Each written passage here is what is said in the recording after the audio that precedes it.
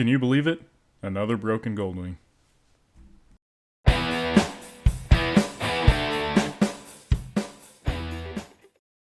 Hey guys, Octane Restorations, and I found my next money pit.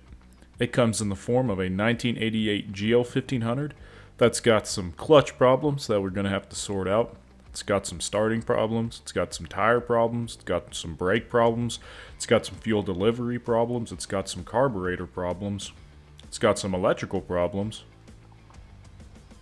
So why not? It's also got a air shock problem. You see, whenever we turn on the key, we don't even get a neutral light. And this is a new battery, by the way. So we know we're going to have to replace the reverse safety switch, like we did on the last Goldwing we restored. I don't know why I do this to myself, but y'all like watching these GL1500 videos, so I'm going to keep making them. So first things first, we got to get it disassembled. This one is actually in pretty good shape. I think it has 58,000 miles on the clock, 57,000 miles. A few of these videos will be the same as the 1996 GL1500 that I restored, just in the order. So like the first video is going to be the carburetor, but something I'm doing on this one that I'm not doing on the other one is I'm fixing the clutch. So our clutch lever doesn't build any pressure right now. I'm also doing the tires and the brakes, which I didn't do on the other one. And valve adjustments. I'm rebuilding the rear shock, or attempting to. So there's a lot going on right now. It's a lot with this motorcycle. But first things first, I know it's been sitting for years and years, so the carburetor definitely needs to be rebuilt. On all old motorcycles I get, that's generally one of the first things I do, is I tackle a carb rebuild. Because on some motorcycles that'll be the hardest part, the hardest thing you do. If you want to do something difficult on a GL1500, try to rebuild the rear shock. I am currently working on that right now. I'm about 10 episodes ahead of this video right now. I haven't finished this bike yet, but I'm currently rebuilding the rear adjustable air shock. And holy cow, that is a pain, and there's no Goldwing tutorials on it for the GL1500s. There's nothing in the forum, so hopefully I get it. If not, you're not going to see that video, and it's just going to be replacing it with a variable suspension. But hopefully I'll be able to rebuild it, because rebuilding it is about, I don't know, 150, 200 bucks cheaper than the replacement option. So anyways, back to this one. It's a 1988. I got it with a clean title for $600. It didn't ran. It's been sitting for a while. The guy thought the transmission was locked up, but the clutch wasn't building any pressure. So I just pulled the lever up to neutral and was able to get it on my trailer. Here, got the carburetor off. The carburetor does look a little different than the 1996. They did make some minor changes, like this one has quite a few more hoses than the 1996 does. But all in all, I'm doing the same process as I did the last one. I'm gonna disassemble it to the point where all the metal and everything that can touch gasoline is going to go in the bucket and soak, and everything that does not need to touch gasoline will be separate, and I'll clean that by hand. Again, we will be using the poor man's part washer, an oil change, an oil change, oil catcher, those little oil pans, and then some gasoline and a brush. And again, we are soaking this in old gasoline. Old gasoline that we found in the gas tank. It's a good solvent still. See, we got it pretty much disassembled. Got all that rubber out of there. Gasoline's supposed to be inside the float. As you can see, it's pretty nasty. I've got new float bowl gaskets, so it's not a problem if we soak those in there. Plus, these ones were stuck down, so to remove them, soaking them in the gasoline's probably going to help a little bit.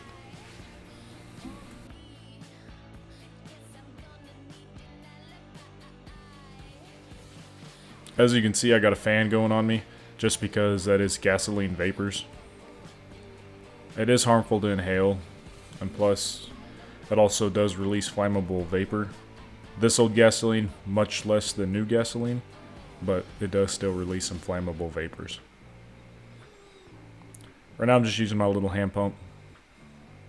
Some of these videos are going to be lengthier than the other Goldwing. Like one of the videos I was creating yesterday was an hour and a half long, and so pretty much everything was triple the speed. Because I don't want y'all to have to sit here for 45 minutes to watch me change, a front tire. So the videos will either be shortened, like broken up into a few more parts, or they'll have a lot of time lapses. But let me know what y'all prefer. If y'all would prefer to see it in real time, or if y'all would prefer it just, a time lapse. My current plan right now is to do these time lapse, like the series of rebuilding, like part 1, part 2, part 3. But if I make a tutorial, then that will be, regular speed. It won't be quickened. I ended up buying a strainer bowl that sets perfectly in the bottom of this, and then I put wires on it, and I put the wires over the side of the bucket so I can just pick up the strainer bucket on the wires and then just pick it right up out of the bucket. So that way I didn't have to use the hand pump every time. And it worked really well. But it was after this video I thought of it.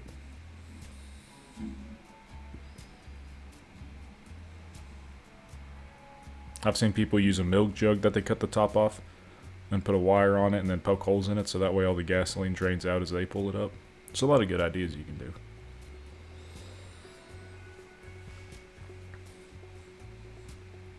And I know what you're saying, man, these look bad. But just wait. Trust the process.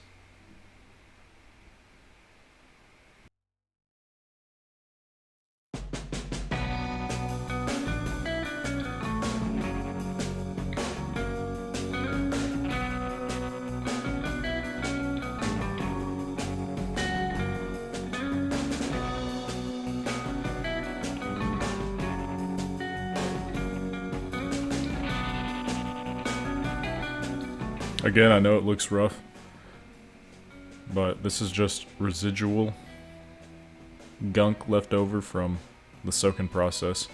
You put any kind of force or pressure on it at all, and it just comes right off. As you can see right there, it's already cleaning up really well.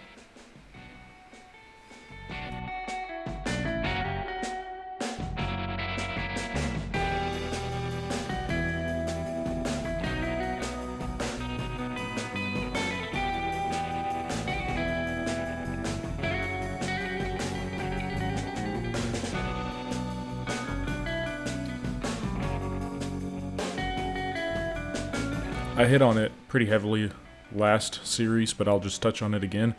So this is old gasoline that came out of the gas tank of this motorcycle that I can drained it. It's still a good solvent, so I soaked it 24 hours, the carburetor. Now I'm using brushes to manually agitate all that dirt, debris, grime, gunk. As you can see, it looks really good right there. I've got two brushes. One is a long bristled brush. It's softer, more flexible, but a trick is if you want something that has a little more scrubbing power, you cut the brushes back about halfway or 3/4 and it becomes stiffer. So it's still, it's the same brush bristles, but it doesn't have that length, and so it's way stiffer. So I've just got both of those brushes there. Again, this is a poor man's part washer, cost me $3 to make, $2. Because we got the gasoline for free. But I'll just let you watch the rest of the time lapse. Just wanted to hit on that real quick if you hadn't seen the other videos.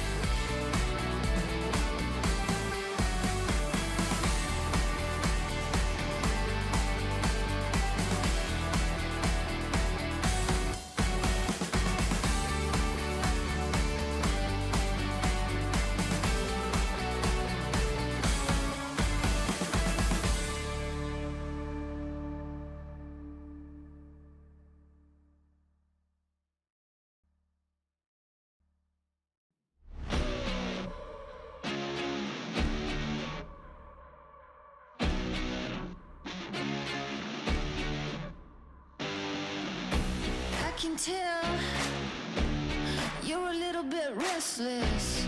I can tell that you wanna be tested. I am the one you've been waiting for.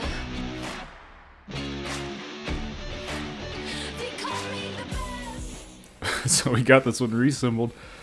I didn't see any signs of it leaking fuel like the last one did, so we're gonna pray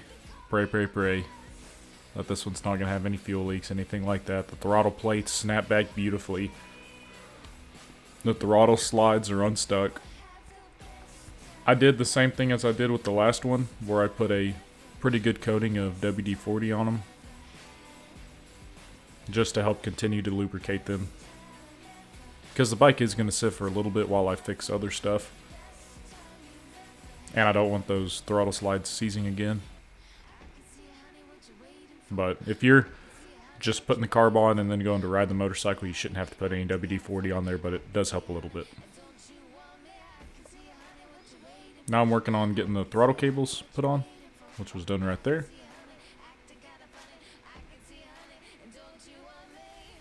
You also got to get your cruise control cable hooked up along with the choke, and then all those freaking air hoses. Holy cow, vacuum lines, there's so many of them. To remove the carburetor, you got to unscrew or partially unscrew the clamps that hold the carburetor to the intake boots, and that's what I was doing right there, is I was retightening them.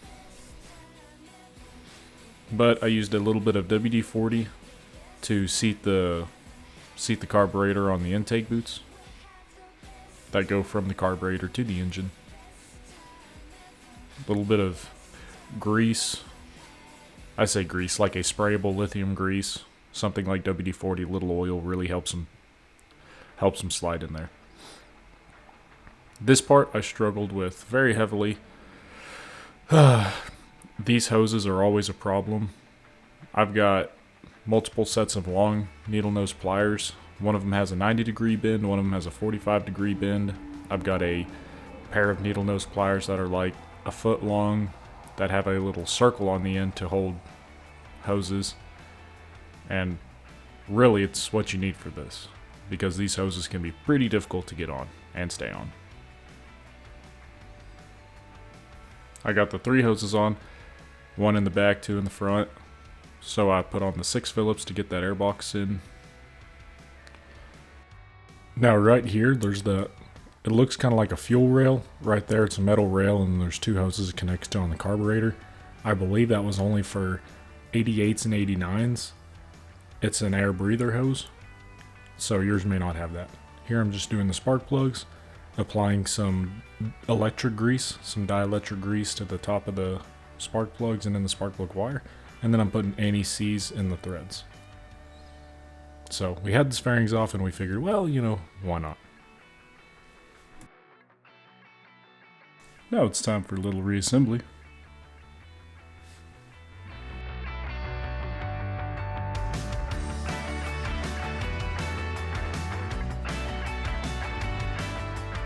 And don't worry, this isn't the last time we take it apart and put it back together. We got quite a bit of that coming, so.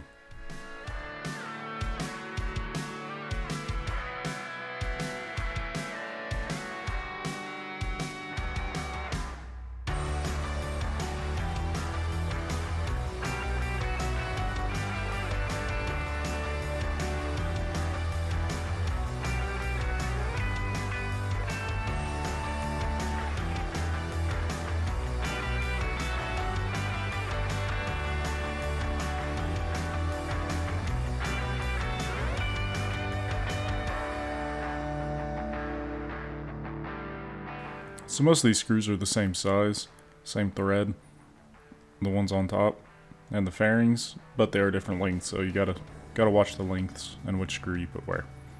Well guys, that's all I got for today's video.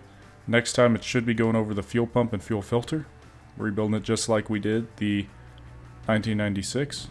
So stay tuned for that. If you enjoyed the video, please consider giving it a like and subscribing. Thanks again for watching. This is Octane Restorations. You have a good rest of your day.